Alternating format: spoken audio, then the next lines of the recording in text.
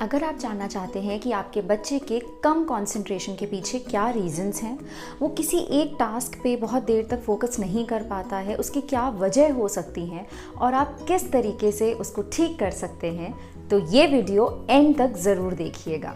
नमस्ते। पहले देखते हैं कि पुअर कंसंट्रेशन होता क्या है आखिर।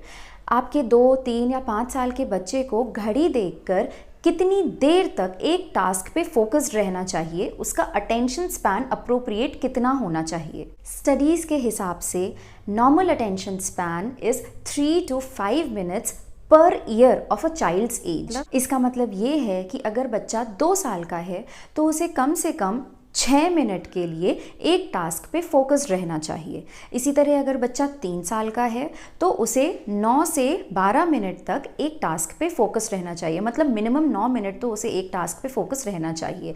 ऐसे ही आप हर 1 साल ऐड करते रहिए और 1 साल पे 3 to 5 मिनट्स आप ऐड करते रहिए। अब देखिए, आधे पेरेंट्स की प्रॉब्लम तो यहीं सॉल्व हो गई, क्योंकि कई पेरेंट्स ऐसे होते हैं जिनको लगता है कि अरे मेरा 3 साल का बच्चा 10 मिनट एक जगह बैठता ही नहीं है, वो 10 मिनट पढ़ाई भी नहीं करता है।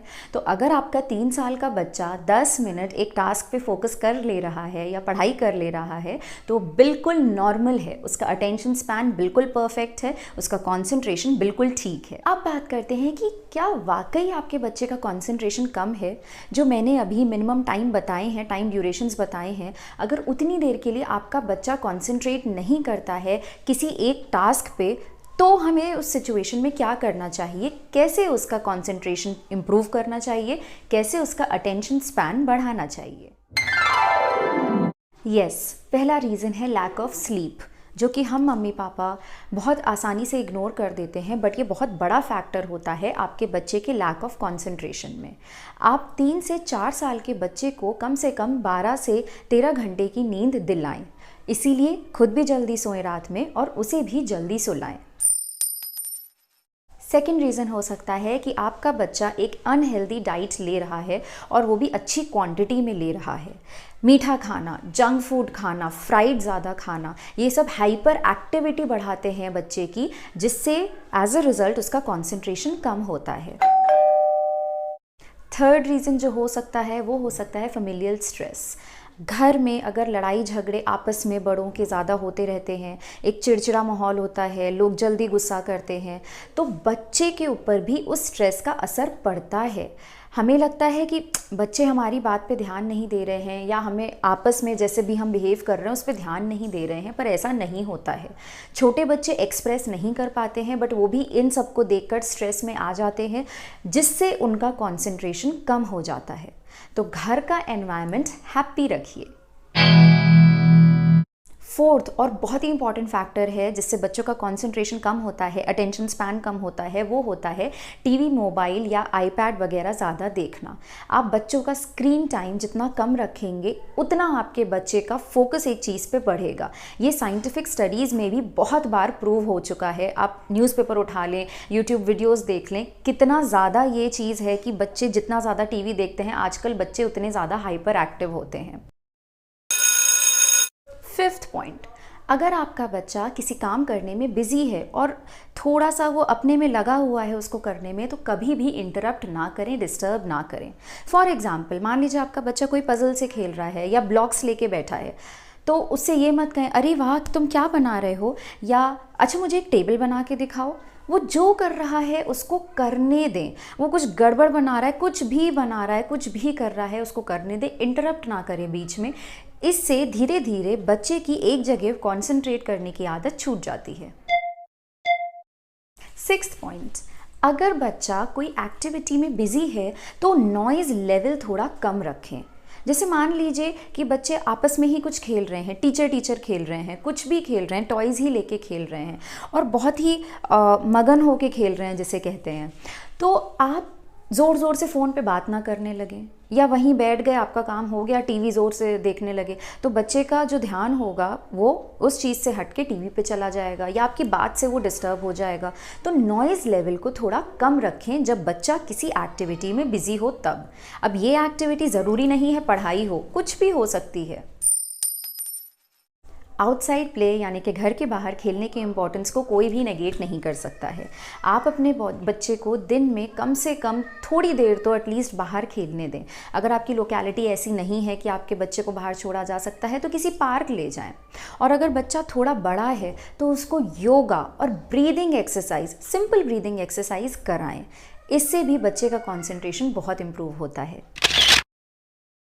8th पॉइंट, कोई भी बड़ा काम या बड़ा टास्क या अपने इंस्ट्रक्शंस को बड़ा मत रखें। टास्क को ब्रेक डाउन करें, इंस्ट्रक्शंस को छोटा करें। फॉर एग्जाम्पल, मान लीजिए आपका बच्चा स्कूल से आता है और आप आते ही शुरू हो गए, अरे बेटा चलो फटाफट शूज़ उतारो, बैग से टिफ़िन बॉक्स और अपना बॉटल निकाल के सिंक में रखो, उसके बाद कपड़े चेंज करो और फटाफट हैंड्स वॉश करके मेरे पास टेबल पे आ जाओ। अब इतने सारे इंस्ट्रक्शंस और इतना छोटा बच्चा, उसका दिमाग इंटरप्रेट नहीं कर पाता है। तो अपने इंस्ट्रक्शंस को छोटा रखें, एक एक करके उसको इंस्ट्रक्शंस दें, जिससे वो एक काम में कॉन्सेंट्रेट कर पाए और उसको अच्छे से निभा पाए। 9th पॉइंट, कई साइंटिफिक स्टडीज़ में ये प्रूव हो चुका है कि म्यूज़िक से बच्चों का कॉन्सेंट्रेशन, इनफैक्ट बड़ों का भी कॉन्सेंट्रेशन बढ़ता है। तो अपने बच्चों को आप, आजकल तो 3 से 4 साल के बच्चों के लिए भी म्यूज़िक क्लासेस आराम से मिल जाती हैं, तो म्यूज़िक क्लासेस में एनरोल कराएं या फिर कोई म्यूज़िकल इंस्ट्रूमेंट उसको ला के दें। नॉन बैटरी ऑपरेटेड, बैटरी वाले तो बेकार होते हैं, तो non battery operated musical instrument ला के दें। डांस क्लास में डालें। इन एक्टिविटीज़ से भी बच्चों का कॉन्सेंट्रेशन बढ़ता है। 10th पॉइंट आपको थोड़ा कॉन्ट्रडिक्टरी लगेगा, ये है कि शेड्यूल ब्रेक्स दें। अब आप ये बोलेंगे कंसंट्रेशन की बात हो रही है और आप ब्रेक्स की बात कर रही हैं। वो इसलिए क्योंकि अगर आप ब्रेक्स पहले से शेड्यूल करके रखेंगे और अप्रोप्रिएट ब्रेक्स रखेंगे तो बच्चा कंसंट्रेशन के साथ जो एक्टिविटी छोड़ के गया है वापस उसे आके करेगा। सिंपल सा एग्जाम्पल, जैसे मेरी बेटी को बाइक्स, खिलौने वाली बाइक्स का बहुत शौक है या उछल कूद की उसको एक्टिविटीज़ बहुत पसंद है। तो जब मैं उससे राइटिंग कराती हूँ, वो अभी नर्सरी क्लास में है, तो जब मैं उसे एक पेज राइटिंग कराती हूँ और एक्सपेक्ट करूँ कि वो दूसरा पेज उसी कॉन्सेंट्रेशन से करे तो वो गलत होगा। तो मैं इसको क्या बोलती हूँ कि ठीक है बेटा, आप एक पेज करो, उसके बाद 5 मिनट्स के लिए आप इस बाइक से खेल सकते हो या जो भी आपको करना है वो कर सकती हो। और उसके बाद जब वो लौट के आती है तो वो दूसरा पेज राइटिंग भी उतने ही कॉन्सेंट्रेशन से करती है। पर याद रखें, शेड्यूल्ड ब्रेक्स में कभी भी उसको टीवी और मोबाइल मत दें। ये मत कहें कि तुम इतनी पढ़ाई कर लो या ये काम कर लो तो मैं तुम्हें 5 मिनट टीवी देखने दूंगी, ये बिल्कुल मत करें। और 11th और लास्ट पॉइंट है कि एक रिवॉर्ड सिस्टम सेटअप करें। अगर आपसे हो पाता है तो आप कभी भी रिवॉर्ड में बच्चों को चॉकलेट, टॉफ़ी या मतलब ऐसा कुछ मीठा या फिर टीवी देखना या पैसे मत दें। ऐसा रिवॉर्ड सिस्टम मैं प्रेफर नहीं करती हूँ। आप इस तरीके के रिवॉर्ड्स दें जो कि हेल्पफुल हों बच्चे के लिए भी। जैसे अगर मान लीजिए आपने बच्चे को कोई पज़ल लगाने को दी, आपने टाइम दिया, बेटा अगर तुमने 15 मिनट्स में ये पज़ल लगा के दिखा दी तो मैं आज तुम्हें तुम्हारे दोस्तों के साथ बाहर 15 मिनट्स एक्स्ट्रा खेलने को दूंगी। इस तरीके के जो आपके बच्चे के हिसाब से अप्रोप्रिएट हो वैसा रिवॉर्ड सिस्टम सेटअप करें। तो ये थे कुछ साइंटिफिकली प्रूवन टिप्स जो कि रिसर्च स्टडीज़ में भी प्रूव किए गए हैं कि कैसे आप अपने बच्चे का कंसंट्रेशन लेवल बढ़ा सकते हैं।